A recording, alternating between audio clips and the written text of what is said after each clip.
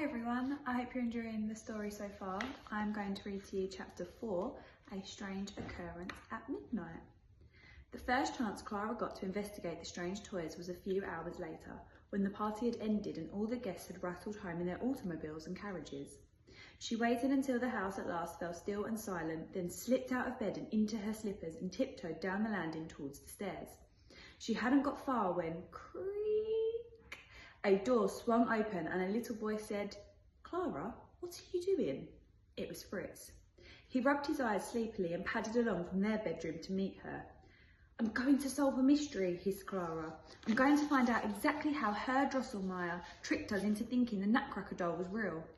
"Oh," whispered Fritz, all of a tremble. "You can't go downstairs in the middle of the night, especially tonight. What if Father Christmas arrives and catches you?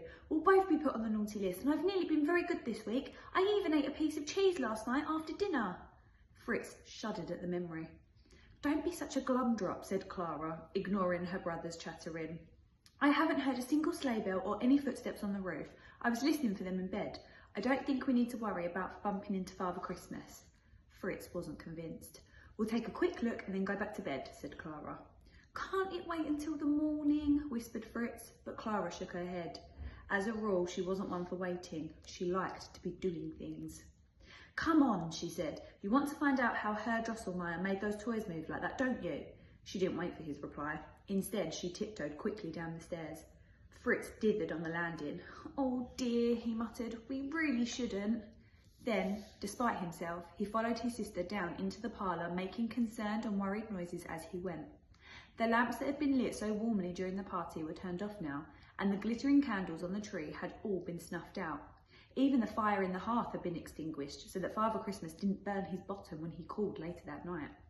All was dark and cold, and the only thing stopping the room from being completely pitch black was a thin wedge of weak, milky moonlight that was peeking in through a gap in the curtains.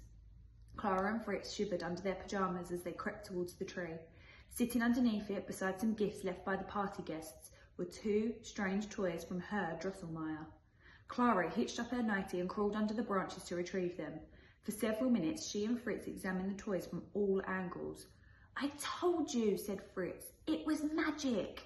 Clara dismissed this with what she hoped was a very grown-up shake of the head. But as she turned the toys this way and that, she was secretly eager for any sign that the magic she thought she'd seen earlier was really there. She waited.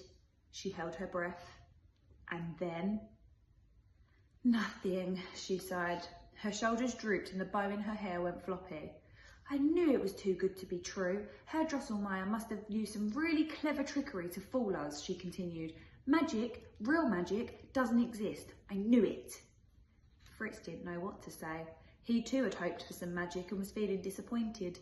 He wondered how he could cheer Clara up. Should he fetch her a satsuma? There were no sweets to offer her. Before he could do any of that though, Clara sighed again, sadly, and put the toys back under the tree. "I'm going to bed," she said in a small, disappointed voice. But just as she spoke, the clock on the mantelpiece started to chime. 11 dainty dings and a dong.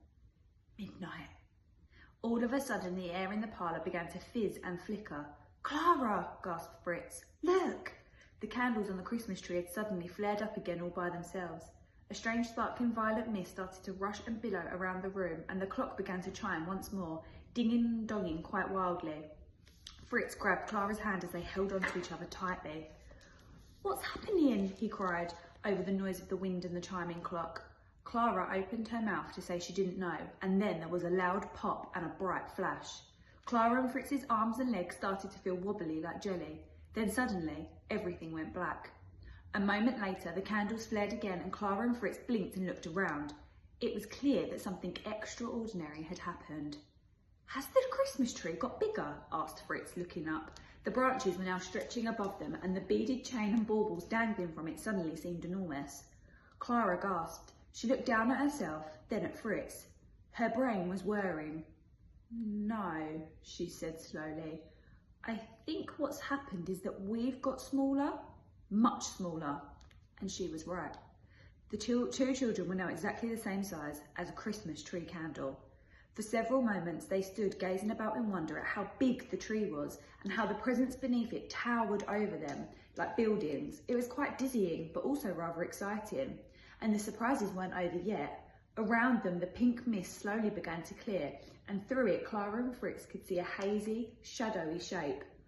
Footsteps thumped on the ground. Whatever it was, or rather, whoever it was striding towards them. Fritz squeezed Clara's hand, and they both gulped. I hope you enjoy the rest of the story, and if I don't see you, I hope you have a very Merry Christmas.